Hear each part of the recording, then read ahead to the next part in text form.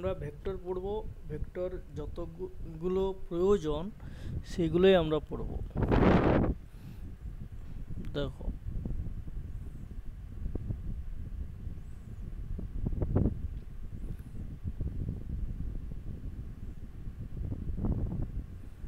Vector মান এবং দিক দুটোই আছে, একে আমরা এই তীর চিহ্ন দ্বারা প্রকাশ করি। তো প্রথমে আমরা আসব স্থানাঙ্কের সাহায্যে ভেক্টরের প্রকাশ। এক্স ওয়াই জেড এই তিনটে কোঅর্ডিনেট, এক্স ওয়াই জেড।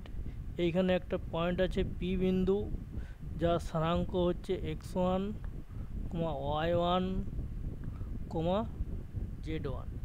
এর অরিজিন কত? এর অরিজিনটা 0, 0, 0। যদি হয় তাহলে ও থেকে পি বিন্দু পর্যন্ত আমরা যোগ করে দিলাম। ওই থেকে পি ডিরেকশনটা হচ্ছে ও থেকে পি। ওটাকে বলা হচ্ছে ইনিশিয়াল পয়েন্ট,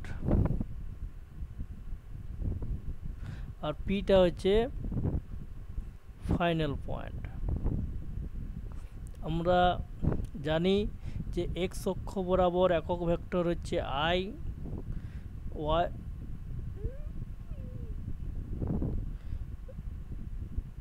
ওয়াই অক্ষ বরাবর একক ভেক্টর হচ্ছে জে,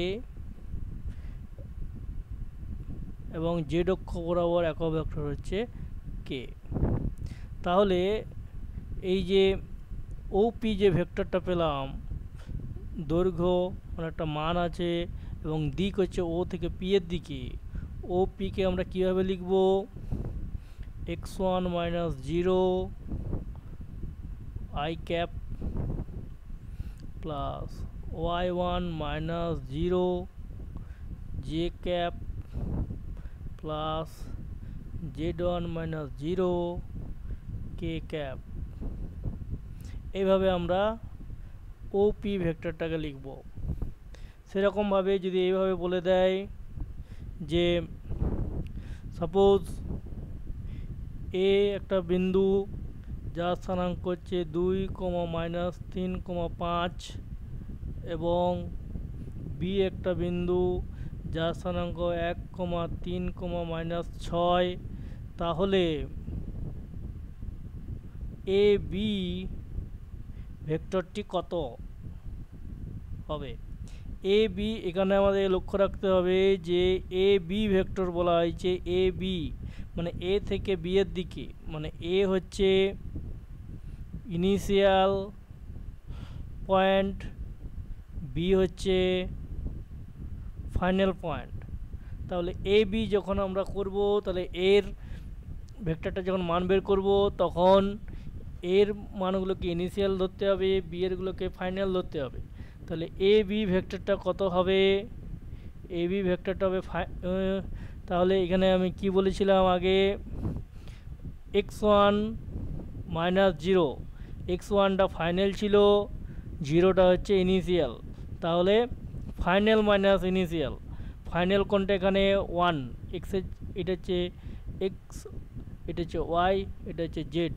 এখানে 2টা হচ্ছে এক্স, 3টা হচ্ছে ওয়াই, 5টা হচ্ছে জেড। তাহলে এ বি সমান হচ্ছে 1 - 2 i ক্যাপ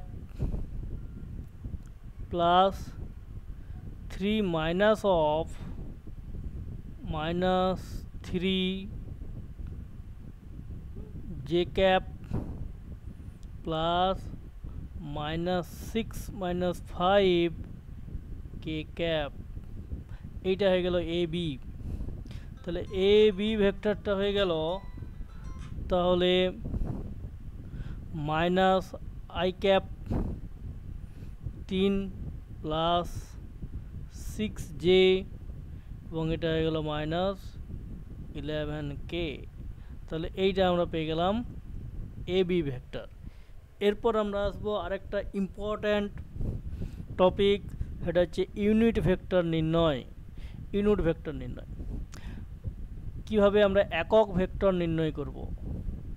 একক ভেক্টর কীভাবে নির্ণয় করব?